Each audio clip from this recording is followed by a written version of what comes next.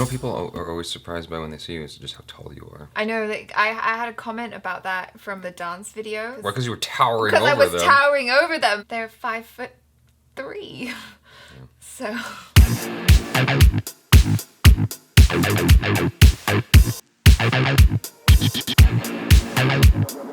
Hello people, I am Jaby Koay. Joining us is ACHARA KIRK. Hi. Yesterday we watched VIKRAM VEDHA, the regional Indian film. We drove all the way out to Orange County from Sherman Oaks. If you don't know, that's a 50-mile distance, so it was about an hour-and-a-half drive each way. It was a very interesting film. And if you don't know anything about VIKRAM VEDHA, you can check out our trailer reaction. There is a link in the description below. We have IMDb in front of us. It's got a weirdly structured sentence for its synopsis, but I'll read it to you anyway. The team led by Vikram, a ruthless, no-nonsense encounter cop, is on the hunt to capture/kill a dreaded gangster Vedha. And that's pretty much it in a nutshell. Sure.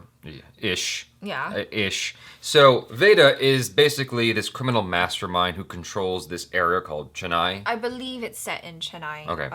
We might have the region wrong, but that's basically the story. Is you've got this criminal mastermind who's controlling this area, and you've got this cop who is willing to bend the rules in order to get the bad guys. Yeah. And when I say bend the rules, I mean like he does some really questionable stuff. Yes. I have a list here of things I want to go over in this review. So we're going to start with philosophy and themes, direction and cinematography, editing and tone, writing and structure, acting, and then music. There might be some overlap in this discussion from one subject to the next, but I'll try to keep it discreet. Before we get into dissecting each of those topics, what I want to start off with is just a non-spoiler overview.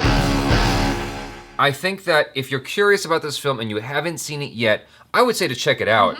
For me, if you're someone who's like me, who's very, very critical of film in general, I would say go in with zero expectations because it does interesting things. I think the film is definitely worthwhile, but there are definitely some issues I took with it. And I will go more into that in the spoiler section, which is gonna come in a second. It's got interesting philosophical discussions that it invites, and that's the biggest thing I took from it was the philosophy of the film. It is just beautifully shot. Like it definitely has some great cinematography. Like if you could pull stills out of that movie that would just be gorgeous because the director or cinematographer took their time to get it right. Immediately when the film started, that's the first thing I noticed was just how nice it looked. And the theme song is pretty badass. It's so very badass theme song there. And hearing it, you know, in theater speakers, I think is like the premium way to hear that theme song. Like you can hear it on your headphones, but it's not gonna be the same. That covers it. If you want a score off the top, like right now, I would say I would give it a 7 out of 10. Oh, that's exactly what I was gonna say. Yeah, that's my score. And I'll get into why in just a second. So this is your warning. Going into spoilers now. The spoilers are coming.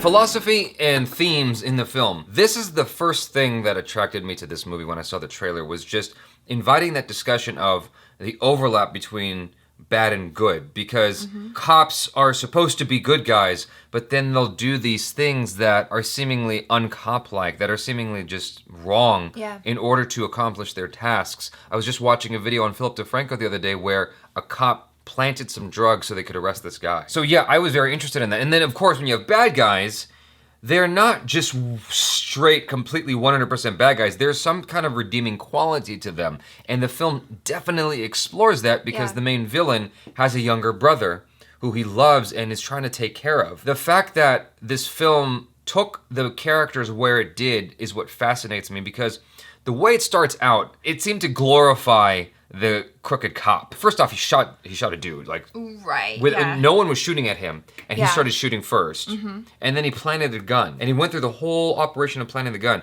And the way it was shot, it seemed like it was making him this hero with the slow motion and whatnot as he was shooting these guys who he started shooting at first, and the music is like triumphant behind him, and then he does the thing where he plants the gun, and I'm like, I'm feeling very uncomfortable right now. Yes. And I don't know like why I'm rooting for this dude. I'm not going to at this point. And then right after that, it segues into the romantic thing with his girlfriend and how wonderful their relationship, this, that, and the third. And I'm his wife, I'm like, this is weird because I just watched him plant a gun on a dude and he shot first. This feels wrong. In the initial stage of the film, I was feeling weird, but then it got better.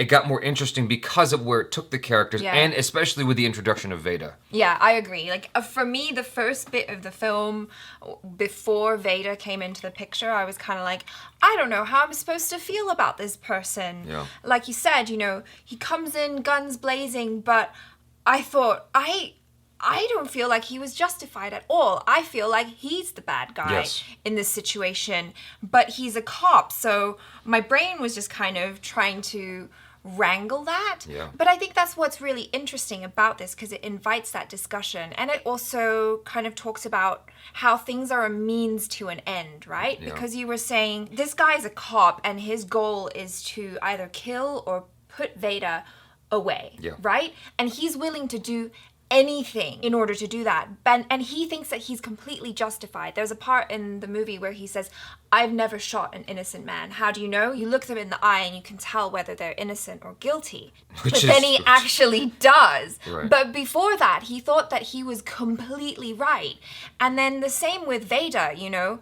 He's done questionable things. He's done bad things. But a lot of it is for the love of his brother. Like, he didn't want his brother to be involved in all of this. Right. But he wanted to be able to give the opportunity to his brother, who was really smart, to, you know, get out of poverty and have a good life. Yeah. In order to do that, the only way he knew how was to resort to a life of crime. So, in a way, both, according to the individual, are justified. Yes. And so it kind of makes you question morality as well. Right. And also with Veda and the criminals, even though they're criminals, they have their own criminal code. Right. Like, there is honor among thieves. Or so you think, until they stab you in the back. Well, yeah, I mean, yes. I mean, the whole thing is there is no honor in any of this. By the end of the film, you realize nobody has any honor. Nobody. Everyone is just looking out for themselves. Yeah. And that's kind of this weird theme that keeps coming back through the film. Like, this line. The line in the sand is a theme that recurs throughout the film, and even in subtle ways. I think if you look at the film again, you'll find areas where there's a line between two characters. I noticed it when someone got shot near the end of the film, and I think the main character, Vikram, was on one side of this pipe, and the guy he shot was on the other side, and the guy he shot was like a really bad dude. It was someone who betrayed him. Oh, right. Was he the... I think it was the old guy. I think he fell over a pipe, and you can see the way it was framed. There was a line between them. So now he's on this side, and that guy's on that side. But it's all perspective, right? Exactly. If you watch Scarface, there's this great scene where Al Pacino is being looked at by all these restaurant patrons. Because what happened was his wife got into an argument with him and stormed out. And so he's like, he gets up kind of drunk, and he's like, you guys need me. You need me so you can feel good about yourselves, you know, because everyone has that line in their head, well, I'm on this side, I'm good, because this is, and you justify why you're good. The thing that people don't realize is bad guys are doing the exact same thing. They can't perceive the evils that they do. Direction, cinematography. I don't know, like, how close the director and cinematographer were, but I can say that it was beautifully shot. Yeah. And I liked that, like I said earlier, that the cinematographer director were trying to introduce like the subtle nuances of that line. Even when they first introduced that concept while they were in the interrogation room and they were drawing it and you see the cup and all that stuff, the way that was shot was just so cool. Like, it was inspiring when I was watching it. The close-ups and everything like that. There was some great shots throughout the film. Like, there was this one shot where this bad guy turns around with his gun, and the gun hits like the perfect side of the frame. You see the guy's face on the other side of the frame. Like, it was just well crafted in terms of its cinematography. Like, they took their time to get very specific shots that looked cool and helped tell the story better. So I think that for the direction and the cinematography alone, the film was worthwhile. It was beautiful. It was the colors and everything like that. It was great. Okay, you guys, so we finished recording our entire review, but it's so long we decided to split it up into two, so this concludes part one of our review. I apologize, I know that's kind of annoying, but thank you so much for hanging out with us. Please subscribe to the channel if you haven't already. Check out ACHARA KIRK on the social media if you feel like it, because you know, sometimes I don't. And yeah. Yeah, sometimes I don't like checking out Jaby's social media either. I look at that unicorn line at least once a day.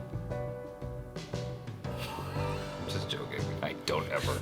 So, I'm Jaby Koay, this is ACHARA KIRK. Peace out.